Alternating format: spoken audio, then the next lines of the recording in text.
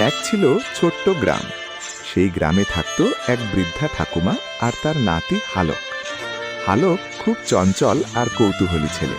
সারা দিন সে মাঠে ঘাটে দৌড়াদৌড়ি করত, কিন্তু সন্ধে হলেই ঠাকুমার কাছে এসে গল্প শোনার জন্য বসত।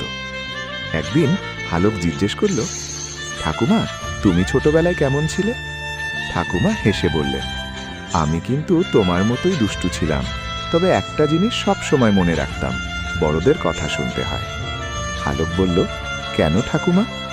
ঠাকুমা একটু দূরের তাল গাছটার দিকে তাকিয়ে বললেন, একবার আমি মায়ের কথা না শুনে ঝড়ের দিনে বাইরে বেরিয়েছিলাম। হঠাৎ ভীষণ ঝড় শুরু হলো। আমি খুব ভয় পেয়ে গিয়েছিলাম। তখন গ্রামের এক কাকু আমাকে বাড়ি পৌঁছে দেন। সেদিন বুঝেছিলাম বড়রা আমাদের ভালোর জন্যই সাবধান করে।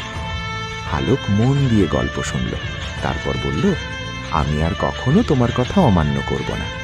ঠাকুমা হেসে তার মাথায় হাত বুলিয়ে দিলেন। সেদিন থেকে হালক আরও বুঝদার হয়ে উঠল। সে খেলাধুলা করত। মজার মজার ভিডিও পেতে চ্যানেলটিকে সাবস্ক্রাইব করুন।